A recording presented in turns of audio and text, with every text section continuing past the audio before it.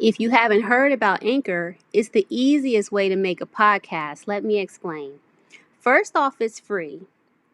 And there are creation tools that allow you to record and edit your podcast right from your phone or computer. Then Anchor will distribute your podcast for you so it can be heard on Spotify, Apple Podcasts, and many, many more. Then you can make money from your podcast with no minimum listenership. It's everything you need to make a podcast all in one place. So download the free Anchor app or go to anchor.fm to get started. That's Anchor, ANCHOR.FM, and get started making your own podcast. Welcome to the Yummy and Fearless podcast with the Side Chicks, where we offer our side of the issues.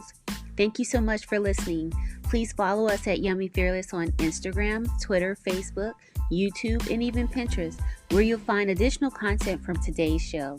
You can also listen to us on Apple iTunes, YouTube, Stitcher, and Spotify.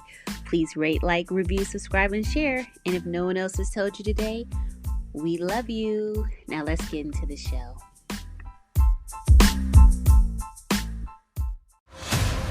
Begin Podfix Network transmission in 3, 2, 1.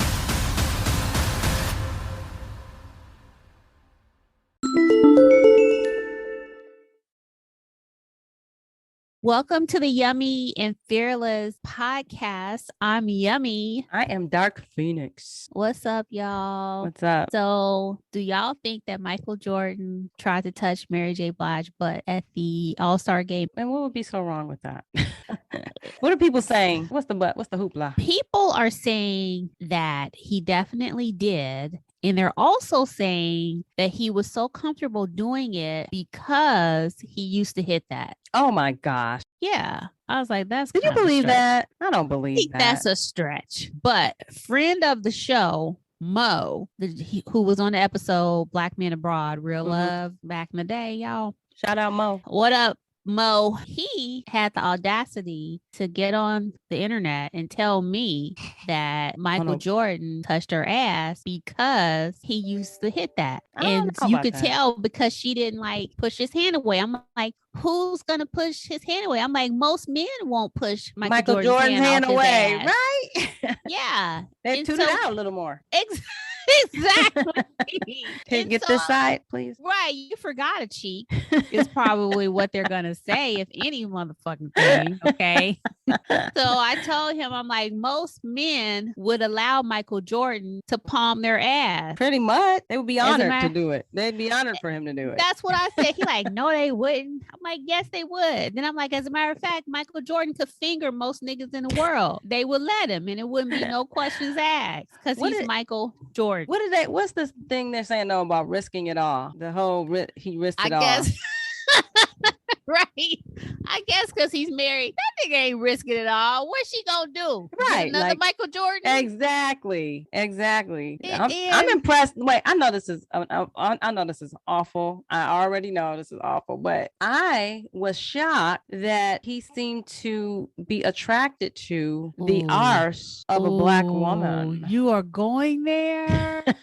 So part of me, I hate to say this, part of me was a little bit amused and wow, like, what? Is he back? Whoa, wow. I can't believe you went there. Yikes. Because the thought I had that I would never share with anyone was like, oh, he's remembering back in the day when he used to fuck with Black women. Right. Damn. Just between us.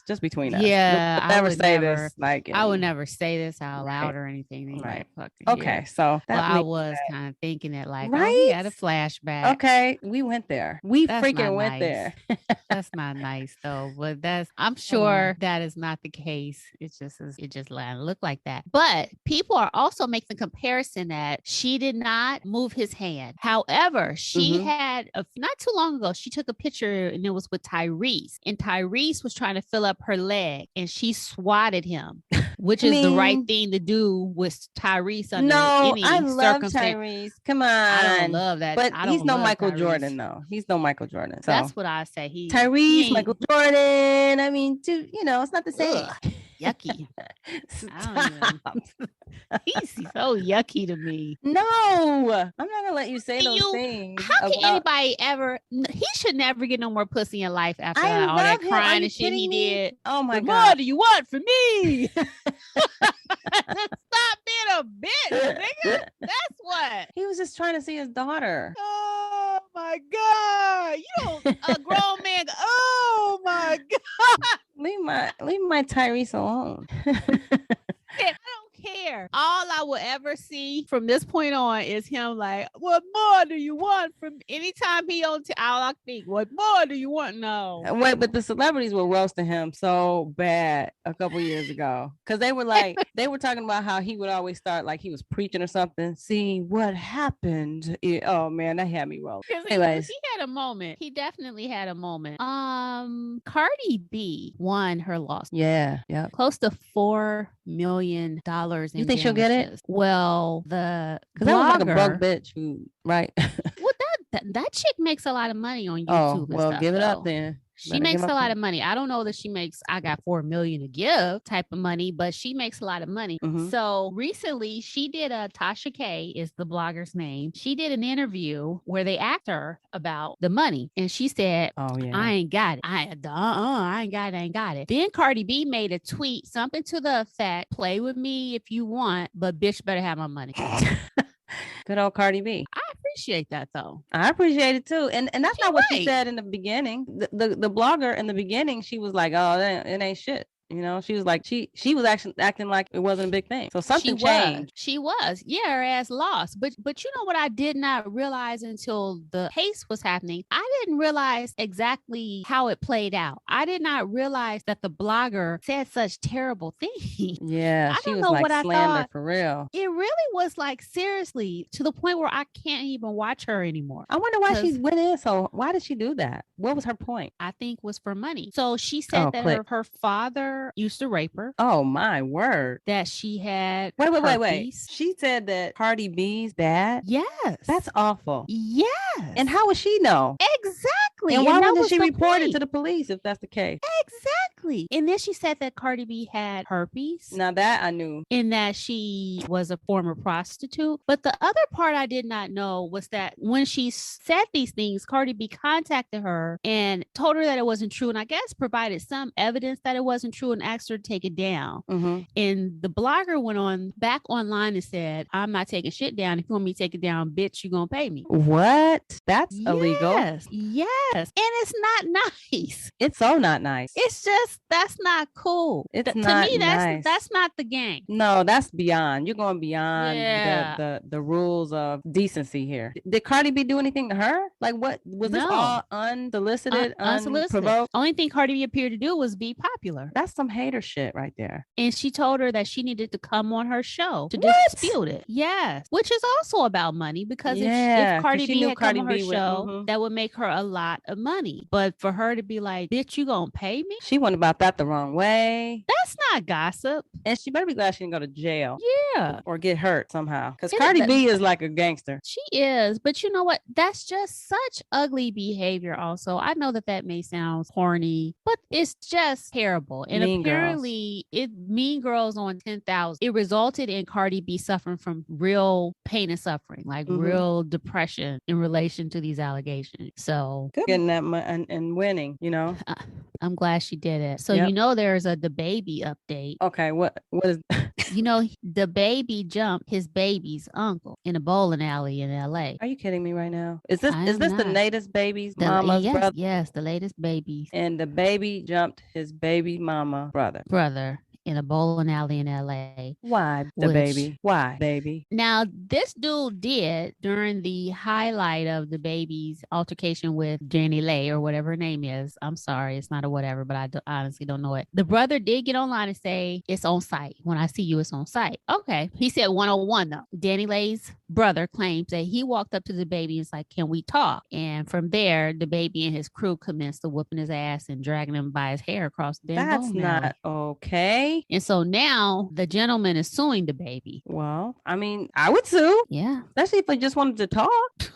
And why wouldn't he want to talk? You've been insulting my sister. Right. Now, of course, he should probably talk to his sister about a few things as well. Maybe he should have a conversation with her too. But then there's that part. Nevertheless, I mean, if the man just wanted to talk to you and then you commence to assaulting him, yeah, you should be sued. Yeah. Had his day in court. He definitely was jumped. It was like brutal to watch. I had to turn it off. I'm like, oh no. Oh no. That is just too much. I don't like that kind of stuff. I do not like that. That's so punkish to me. Absolutely. Like, does a guy have a gun? Like that to me, don't get me started on that. I just think that's so weak. If you're gonna go head to head, man to man, one on one, that's one thing. And we duke it out with this, but not your boys jumping one person. That's not cute. Right. It's not. That ain't it. Because he could have fought him one on one if that was a thing, but he didn't do that. They jumped him. I don't like that. That is not a good look. Either. Not a good I don't look. Either. The baby. No. There's a Kanye West documentary. Have you seen it? I just don't feel like it. Let me tell you though. Okay, so I am critical of Kanye, but it will make you look at him differently. First of all, the guy who's doing the documentary, whose name escapes me at the moment, he is a former comedian, and he traded his career as being a comedian to do this documentary, and he started documenting Kanye West from the beginning. Okay. When you see Kanye West from the beginning and how he was treated by Rockefeller Records, you're like, okay, I get it. You kind of see why he is the complete ass that he is now, because let me tell you, they had no respect for him. It was kind of sad just seeing him, and it's crazy because it's really not that long ago, but there was a time when Kanye West was just another nigga in the crowd with what's his name, with Damon Dash, with Jay-Z. It's crazy because you see him when he was like a nobody and they were giving him no respect. He was a producer at the time, and he had produced a handful of records. He produced the H to the Izzo, but they were not respecting him as an MC, and he really wanted to do that. The other thing that you will really appreciate if you watch this is the footage of Donda West. And I promise you, I think when you see Kanye West with his mother, you understand what changed in him. Because you see, he was still regular. The relationship that is depicted in that documentary between Donda West and Kanye West is so endearing. It is so endearing. It reminds me of me and my son, actually. And it's beautiful and painful at the same time, because you see that if she was still alive, none of this Kanye West would not be the ass that he is right now. Like, I remember his relationship with his mother, and I remember it being special. And I remember that relationship reminding me of my relationship with my own son. Mm-hmm. And I get it, but I still do not accept any of those things for an excuse for his conduct or the way that he treats people today. He's lost or it. The way, I don't. And he's not the first person that's lost a mother. And if everybody that's lost a mother treated other people the way that he treats people, this will be a terrible world. But Agreed. nobody's entitled to that. Nobody's entitled to that. He's not the first person that's been treated bad on a job. Rockefeller Records, Jay and Dame had problems treating each other with respect. So True. I don't doubt that they had problems treating Kanye with respect, and just the general environment of the toxic environment of hip hop in the late 90s, early 2000s. Mm-hmm. Not that it's any different now, but that era probably was a little freer without social media. I don't doubt that. I don't see any of it as justification for how that man moved. I don't think it's justification. I think you're right about that. I just think that he was already, you can see glimpses of who he is today in that documentary when, from back in the day. So I think he was already on the edge already. Absolutely. So losing his mother, though, I think drove him over the edge. I think that just probably so. Just did it. And I know that it's not okay to speculate about people's mental health. However, he has publicly said that he's bipolar. I'm going to guess that is not his only diagnosis, for one. Yeah. Okay. So there's that part as well. And I don't know. I don't want to get into a debate about, I won't even get into a debate about the debate. But to me, you can look at these things one or two ways. You can look at it kind of like, oh, well, that's why I get it. Or you can look at it as like, then you of all people should know better,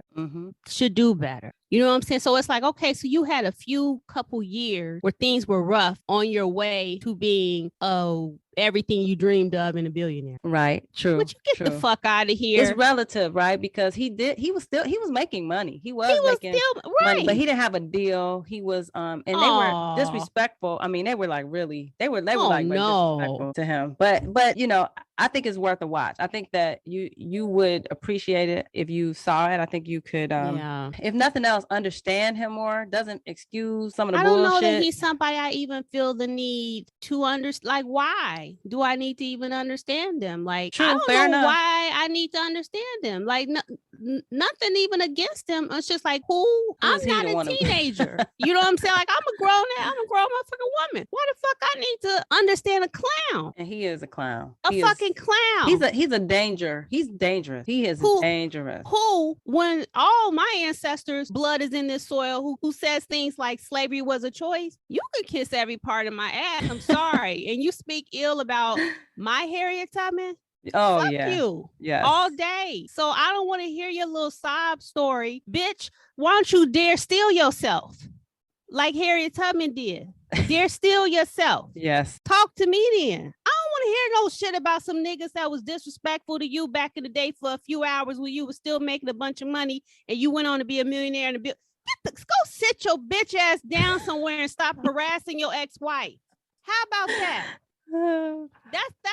It's just I don't think he has anything to do with this either. I don't know that he authorized this I mean, he must have authorized it at some point, but I don't think he has anything to do with the publishing of it right now. I think this is just from the lens of the documenter. Is that a word? At the moment, I'm just so tired of hearing from him. I don't think I can watch it right now because every day it's Pete Davidson is Skeet Davidson. Pete Davidson got A.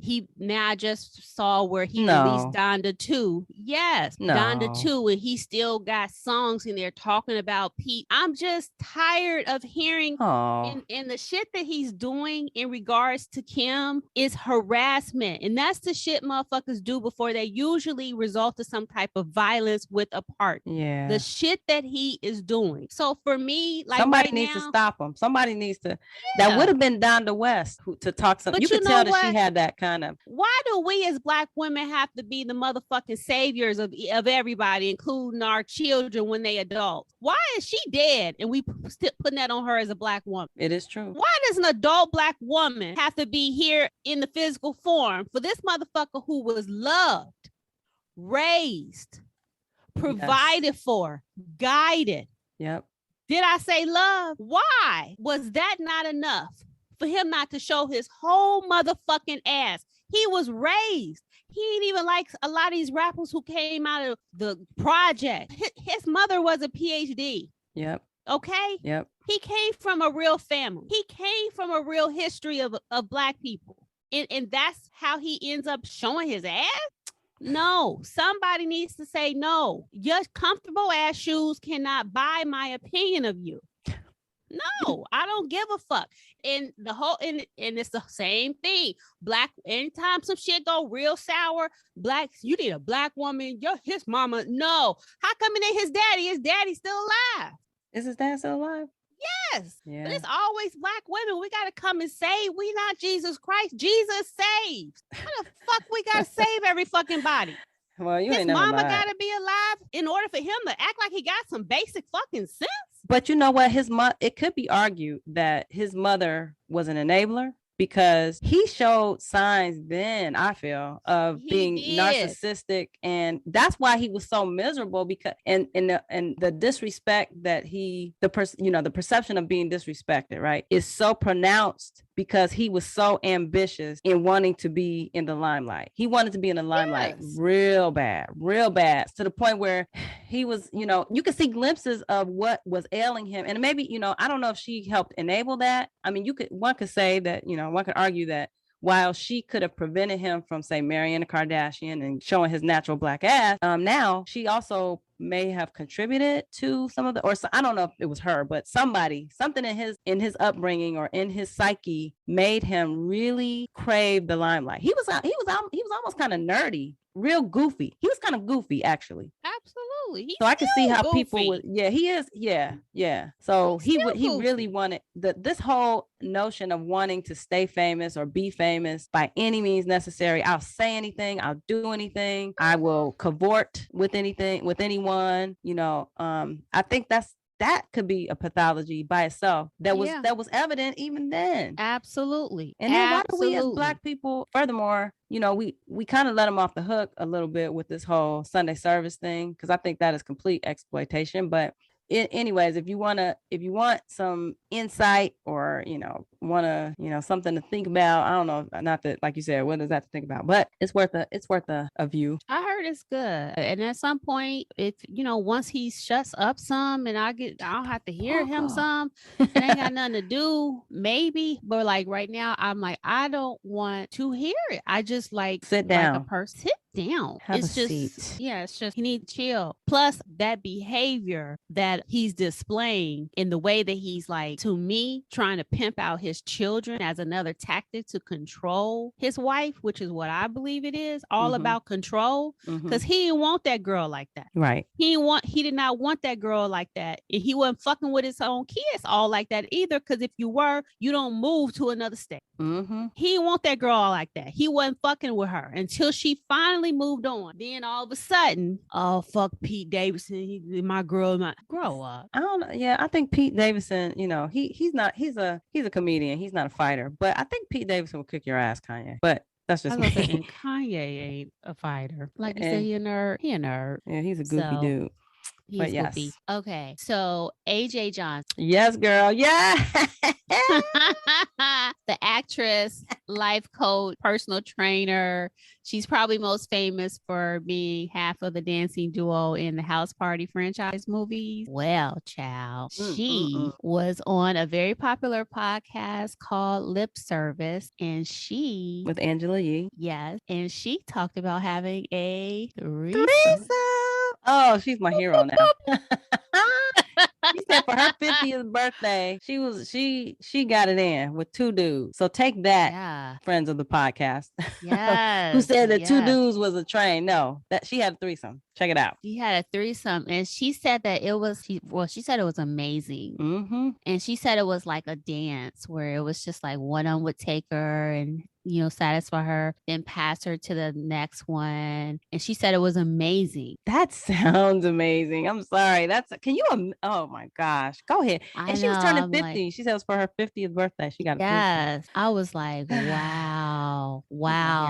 But she ended up having to come and do like a response rebuttal interview on the Lip Service. Well, she didn't do it on Lip Service. She did it on something else, some other radio show or something. Why? But it was about the Lip Service interview because the youngins were saying she did not have a threesome. The youngins were saying she had a train ran on her. Why? Yes. Why? Now tell me, this is that double standard shit. Yes, we've talked about this, and this is a prime example of this. They said, no, ma'am, you had a train ran on you. You did not have a threesome. That is so sexist. Completely, because it was 2 men instead of 2 women and a man, 2 men and one and her. And she was like, it was not a train. And to be clear, I think having a train, there's that's a colloquialism for, what is that a euphemism for? To have a train run. It's like it connotes something really negative as opposed to a threesome, which seems a little less. Like you're an actual definition of a train. Okay, I have to hear this. And where did you get the definition? I got the definition from Dr. Chavez. Okay. Explains what this is. And she says that a train is also known as a train bang, which I've never heard. Never heard that one. But it is one person having sex with a group of people at the same time. Usually, one person having sex. That could be a dude then. It could. Right? It doesn't have to be a woman. Okay. It doesn't have to be. Okay. Yeah. So one person having sex with a group of people at the same time, usually one person, others taking turns. Oh. This particular term can be used for consensual or non-consensual sexual activity.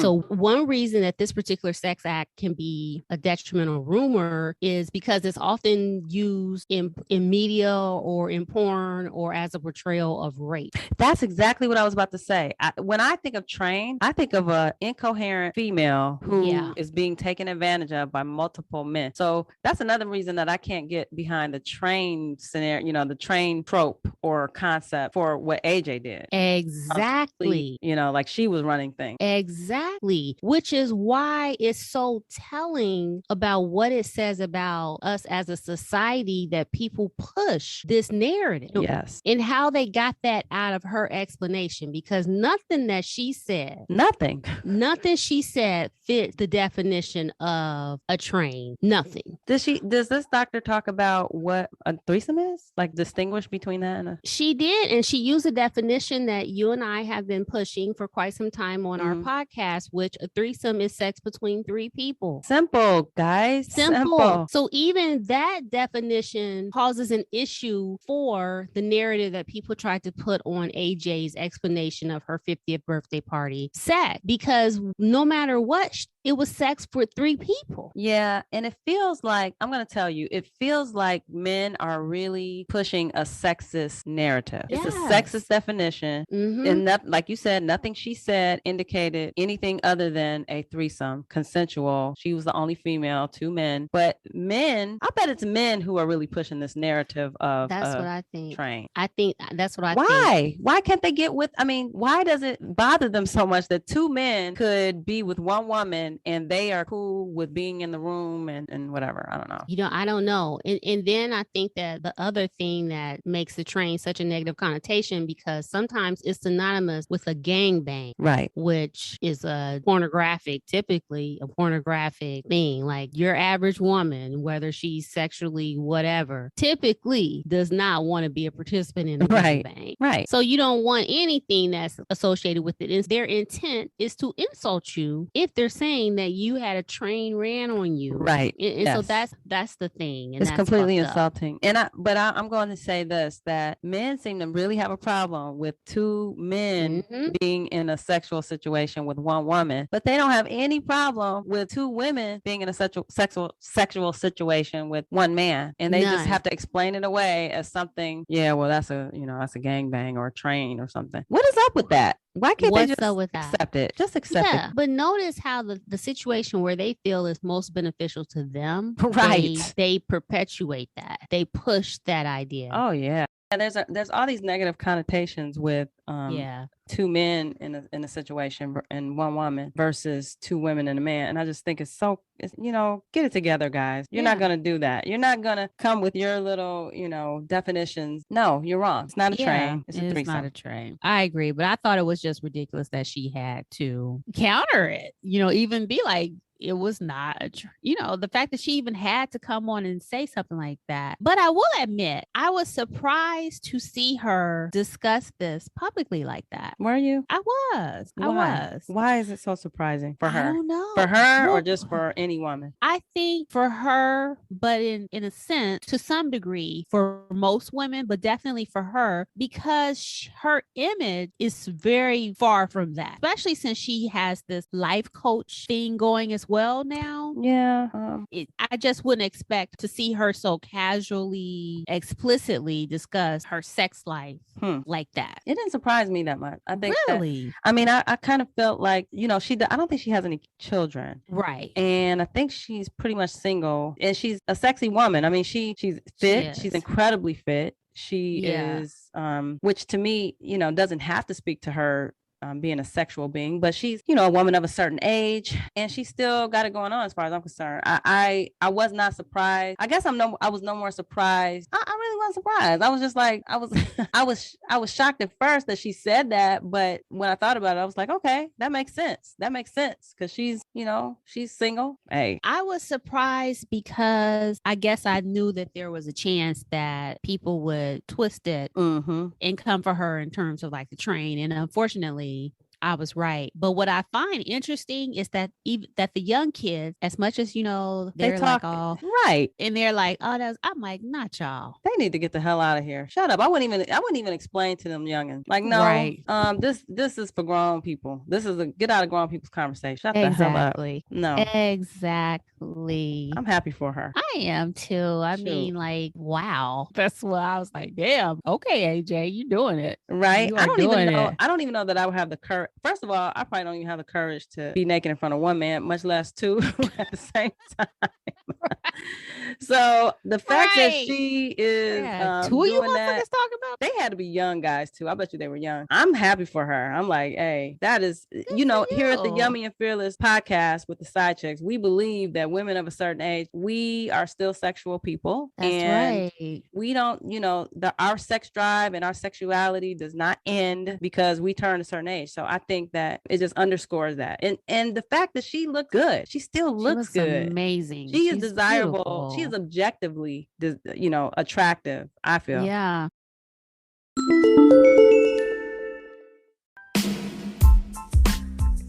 Thank you for listening. If you like what you heard, review, subscribe, and share. It helps other listeners find us. And don't forget to follow us at Yummy Fearless on Instagram, Twitter, Facebook, YouTube, and even Pinterest, where you'll find additional content from today's show and also our highly curated He Can Get It list. As always, you can listen to the Yummy and Fearless podcast with the side chicks on Apple iTunes, YouTube, Stitcher, and Spotify. And if no one else has told you today, we love you and thank you so much for listening.